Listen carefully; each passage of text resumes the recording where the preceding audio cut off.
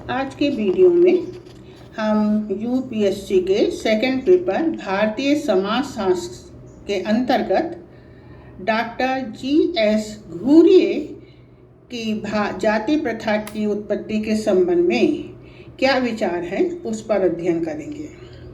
इसके पहले मैंने डॉक्टर घुरिये के संबंध में 2 वीडियो डाला है, एक इंडियोलॉजी और दूसरा उनका जीवन चरित्र एवं समाजशास्त्र में उनका योगदान।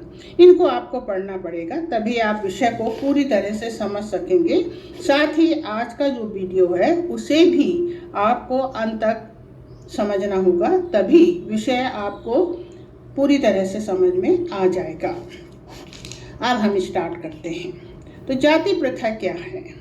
जाति प्रथा केवल भारत की उपज नहीं है, ये संसार के सभी देशों में विभिन्न रूपों में पाई जाती है। वास्तव में जाति प्रथा की मूल भावना मनुष्य का मनुष्य से भेद है। इस भेदभाव को मिटाने के लिए हमेशा से शासकों, समाज सुधारकों एवं कानून के द्वारा प्रयत्न किया जाता रहा है, किंतु ये व्यवस्था वैदिक काल से लेकर आज तक हमें समाज में स्पष्ट दिखाई देती है। डॉक्टर घुरिये ने जाति प्रथा को सामाजिक स्थिरीकरण की प्रणाली के रूप में देखा है, जो जन, व्यवसाय और स्थिति पर निर्भर है। उनके अनुसार प्रत्येक जाति के अपने रीति रिवाज, परंपराएं और मूल्य होते हैं, जो पीढ़ी दर पीढ़ी हस्तांतरित होते चले जाते हैं। तो इस प्रकार डॉक्टर घुरिये ने अपने अध्ययन में पाया कि जाति प्रथा जन पर आधारित है, इसमें किसी प्रकार के व्यक्ति की चॉइस का स्थान नहीं है और इसके द्वारा व्यक्ति के पूरे जीवन में उसे कौन सा व्यवसाय करना है, उसकी समाज में क्या स्थिति होगी, किस वर्ग को वो बिलोंग करेगा, इसका निर्धारण जन्म के साथ ही हो जाता है। अब हम देखते हैं कि डॉक्टर घुरिये के संबंध में जो जानकारी है उसे आपको यहाँ पर लिखना पड़ेगा कि उनका जीवन किस प्रकार का था, उनने कितनी उपलब्धियाँ प्राप्त की हैं, जिसको मैंने एक बार बता दिया है तो मैं यहाँ नहीं बताऊँगी। तो जैसा कि हम जानते हैं कि डॉक्टर घुरिये एक साहसी, तर्कशास्त्री, राष्ट्रवादी एवं संस्कृत के प्रचंड विद्वान थे। उन्होंने भारतीय प्राचीन ग्रंथों का व्यापक अध्ययन किया ताकि भारतीय समाज, सभ्यता और संस्कृति को भारतीय विचारात्मक पद्धति के आधार पर समझा और देखा जा सके। अपने अध्ययन में उन्होंने तुलनात्मक ऐतिहासिक पद्धति को, जिसे हम इंडियोलॉजी भी कहते हैं, अपनाया ताकि अतीत एवं वर्तमान स्थिति के विषय में समझा जा सके। उन्होंने अपने अध्ययन में भारतीय जाति एवं नातेदारी को महत्वपूर्ण स्थान दिया है। जाति प्रथा के अध्ययन का मुख्य कारण ये था कि आपका पीएचडी का विषय एथनेटिक थ्योरी ऑफ कास्ट था, जिसको उन्होंने डॉक्टर रिवर्स के मार्गदर्शन में पूरा किया था। जाति पीएचडी करके वे आप भारत लौट आए और बम्बई विश्वविद्यालय में रीडर के पद पर नियुक्त हुए। अपने कार्यकाल में उन्होंने प्रथम कृति कास्ट एंड रेस का प्रकाशन 1932 में कराया।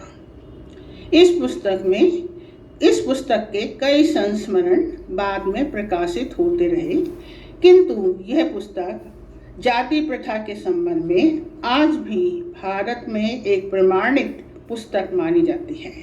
इस पुस्तक की 2 विशेषताएं हैं। पहला, जाति प्रथा की उत्पत्ति प्रजातीय सिद्धांत में छिपी हुई है, ये उनका मत था। दूसरा कि इसने समाजशास्त्र को संसार के मानचित्र में पहली बार स्थापित किया। अब हम देखेंगे डॉक्टर घुरिये ने अपने अध्ययन में क्या पाया।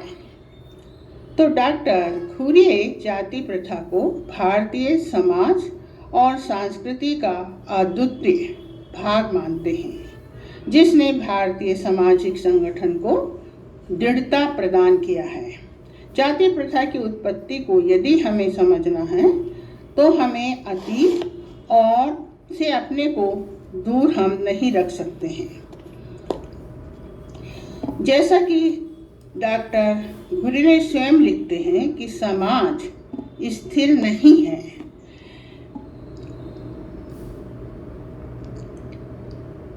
यह प्राचीन भारत से निकलता है और मध्यकालीन भारत से गुजरता हुआ आधुनिक भारत तक पहुंचता है। जैसा कि हमने पहले देखा है कि कोई भी संस्था यदि हमें उसका अध्ययन करना है तो हमें 3 बातों पर ध्यान देना होगा। पहला, संस्मरण मीन्स हर संस्था जो है वो स्थिर नहीं है, आगे बढ़ती है। दूसरा, प्रत्यारोपण, उसमें क्या होता है, समय समय पर नई चीज आती है, पुरानी चली जाती है और इस तरह से उसमें परिवर्तन होता रहता है और ये समय के साथ एक नए रूप में समाज के सामने स्थापित होती है। अति निश्चित है कि जाति प्रथा का रूप भी हर काल में बदलता रहा, जैसे वैदिक काल, उत्तर वैदिक काल, मध्यकाल, आधुनिक काल। अब हमें देखना होगा कि ये बदलाव किस प्रकार से आया। तो सब में पहले हमारा ध्यान वैदिक काल की ओर जाता है और जैसा कि हम सब जानते हैं कि इंडोलॉजी अध्ययन पद्धति के अंतर्गत भारत की जो धार्मिक पुस्तकें हैं उन पुस्तकों का अध्ययन करना आवश्यक है ताकि उनके द्वारा हम वास्तविकता का पता लगा सकें। तो वैदिक काल का सब में प्रमुख ग्रंथ जो है वो ऋग्वेद है। तो ऋग्वेद काल में हमें देखना होगा कि जाति व्यवस्था थी या नहीं थी, क्योंकि वैदिक काल में ऐसा माना जाता है कि जाति व्यवस्था जैसी कोई व्यवस्था समाज में नहीं थी। वैदिक काल के जो प्राचीन ग्रंथ हैं उसमें हम पाते हैं कि सामाजिक व्यवस्था में किसी प्रकार का विभाजन, असमानता, स्तरीकरण नहीं था। समाज 2 भागों में था, एक आर्य और दूसरा दास। आर्य जो थे वो सदाचारी थे, मीन्स अच्छे व्यक्ति थे, और दास जो थे वो दुराचारी, जो कि बताएं गलत काम करते थे, चोरी डकैती, और ऐसे लोगों को बुरे व्यक्ति के नाम से जाना जाता था। इस तरह समाज जो था वो सदाचारी और दुराचारी के आधार पर विभाजित था। तो ऋग्वेद में हम देखते हैं इसकी पुष्टि होती है। ऋग्वेद में 9वें पर्व के 66वें अध्याय के 5वें पद में लिखा हुआ है कि सबको आर्य बनाओ। यदि सबको आर्य बनाओ तो हम देखते हैं कि यहाँ किसी प्रकार का भेदभाव, रक्त भेदभाव नहीं था। यदि इस प्रकार का भेदभाव होता तो इस शब्दावली का यहाँ पर कोई उपयोग नहीं हो सकता था। तो सभी व्यक्ति समाज में समान थे, उन्हें प्रजा कहा जाता था। प्रजा को ऋग्वेद में विषय शब्द के रूप में प्रयोग किया गया है। अब हम आते हैं उत्तर वैदिक काल में। तो हमें, जैसा कि मैंने आपको पहले बताया कि इंडोलॉजी का ही अर्थ है कि धार्मिक किताबें, तो ऋग्वेद के बाद उत्तर वैदिक काल की जो मुख्य किताबें थीं, ग्रंथ थे, वो ब्राह्मण ग्रंथ और उपनिषद लिखे गए थे।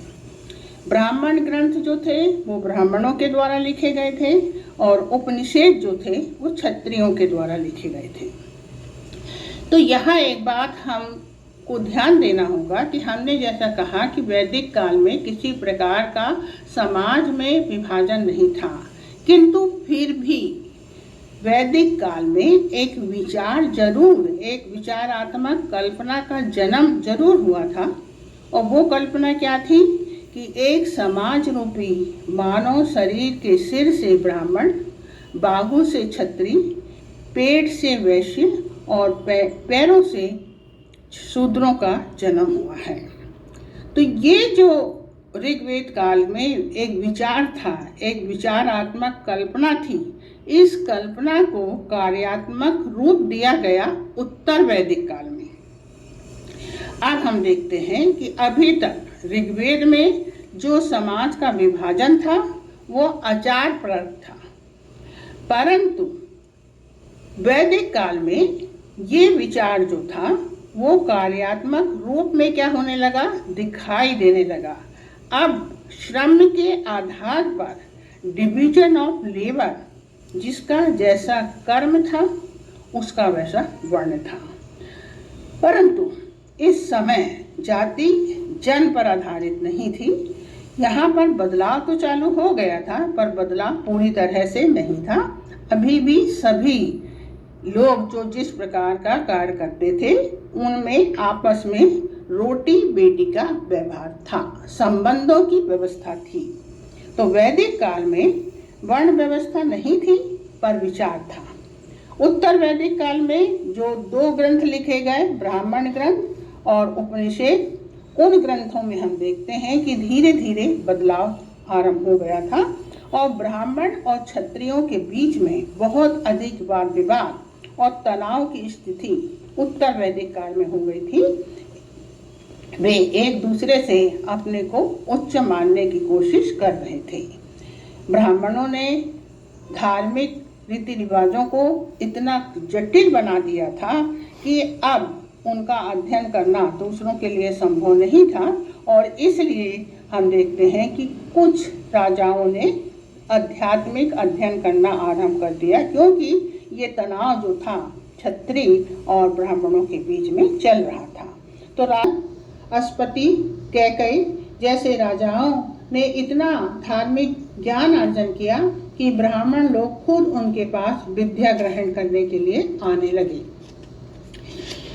स्मृति काल में हम देखते हैं कि ब्राह्मणों की स्थिति उच्च हो गई, क्योंकि इस समय बौद्ध धर्म का विकास हो गया था और भारत जैसे धार्मिक देश में बौद्ध धर्म को कोई स्थान प्राप्त नहीं हो सका और ब्राह्मणों ने अपनी स्थिति उच्च कर ली। साथ ही स्मृति काल में मनुस्मृति की पुस्तक लिखी गई, जिसको कि हिंदू व्यवस्था में धार्मिक पुस्तक का स्थान दिया गया। जाति जन पर आधारित हो गई। स्मृति काल तथा धर्मशास्त्र के साथ ही भारत का मध्यकाल आरंभ हो गया और वर्तमान काल तक हम देखते हैं कि जाति व्यवस्था में जटिलता बढ़ती ही गई। समाजशास्त्रियों, मानव शास्त्रियों एवं डॉक्टर घुरिये ने अपनी रुचि के आधार पर तुलनात्मक पद्धति के द्वारा भारतीय जाति व्यवस्था का अध्ययन किया और उन्होंने पाया कि डॉक्टर हर्बर्ट रीजले का जो प्रजातीय सिद्धांत है उसमें जाति प्रथा की उत्पत्ति के तत्व छिपे हुए हैं, जबकि हम पाते हैं कि डॉक्टर रीजले के डॉक्टर घुरिये पहले आलोचक थे। रीजले के अनुसार जाति प्रथा आर्यों की देन है। आर्य 2500 ईसा पूर्व मध्य एशिया से भारत में आए, गंगा नदी की मैदानी क्षेत्र में बसे। यही उन्होंने अपनी सभ्यता, संस्कृति और धर्म का विस्तार किया। रीजले के प्रजातीय सिद्धांत में हम पाते हैं कि जाति प्रथा का संबंध नस्लवाद से है। आज भी संसार में नस्ल के आधार पर एक समूह दूसरे समूह से अपने को श्रेष्ठ बताता है। आर्य भारत में आक्रमणकारी के रूप में आए थे। उन्होंने यहाँ की जनजातियों को हराकर उनको दास बनाया था। जब भी कोई विजेता किसी देश को जीतता है तो वह विजित देश की लड़कियों को अपने में खपाता है, परंतु अपनी लड़कियों को विजित देश में नहीं देता है। इसी भावना के आधार पर हम देखते हैं इंडोगैमी या अंतर विवाह, या जिसे हम सजातीय विवाह कहते हैं, का आरंभ होता है। डॉक्टर घुरिये ने अपने अध्ययन में ये पाया कि यदि हम जाति की विशेषताओं पर ध्यान देते हैं तो हमें ज्ञात होता है कि वर्ण का अर्थ रंग है और इस भाव से प्रतीत होता है कि ये शब्द आर्यों ने दासों के लिए प्रयोग किया होगा। वर्ण शब्द में रंग की भावना निहित है कि जब कालांतर में 4 वर्णों को व्यवस्थित रूप प्रदान किया गया तब चारों वर्णों को अलग अलग रंग प्रदान किए गए। ब्राह्मण,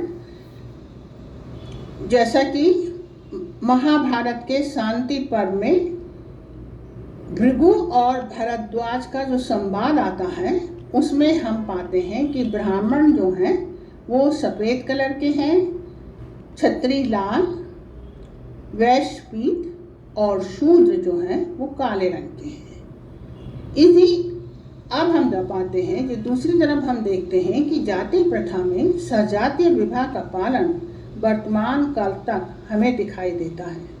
जाति प्रथा की जो मुख्य विशेषताएं हैं, जैसे जाति के लोग अपनी जाति में ही विवाह बंधन स्थापित करते हैं।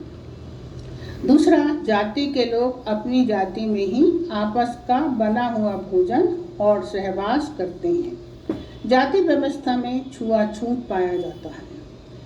प्रत्येक जाति का व्यवसाय निश्चित होता है। जाति में संस्तरण पाया जाता है, अर्थात जाति में सभी की स्थिति समान नहीं है। ऊंच नीच का तत्व यहाँ पर निहित है। धार्मिक एवं नागरिक निर्योग्यताएं पाई जाती हैं। जाति जन्म पर आधारित है। इस कारण यह स्थिर और दृढ़ है। यहाँ पर जो व्यक्ति जिस जाति में पैदा हुआ है वह अपने पूरे जीवन पर्यंत उस जाति के निषेधों को और उसके अधिकारों का ही पालन करता है। डॉक्टर घुरे ने जाति प्रथा को भारतीय समाज की सामाजिक संरचना एवं संस्थागत रूप से महत्वपूर्ण माना है। उन्होंने लिखा है कि यदि हम जाति का अध्ययन करते हैं तो हम पाते हैं कि जाति व्यवस्था पवित्रता और प्रदूषण पर ही आधारित है। यहाँ प्योरिटी एंड पॉल्यूशन को ही महत्वपूर्ण दिया गया है। यदि हम जाति के व्यवसाय, खान पान, वैवाहिक संबंध, धार्मिक निर्योग्यताओं को पाते हैं तो हम देखते हैं कि ये सभी पवित्र और अपवित्र 2 भागों में बटी हुई हैं। अतः डॉक्टर घुरे ने जाति प्रथा को किसी भी परिभाषा में बांधने से पूरी तौर से अपने को असमर्थ पाया। अब आपको यदि मेरा वीडियो अच्छा लगता है तो आप उसे सब्सक्राइब कीजिए, शेयर कीजिए और साथ ही उससे कमेंट्स ज़रूर कीजिए ताकि पता चले कि आपको विषय अच्छा लगा या नहीं लगा।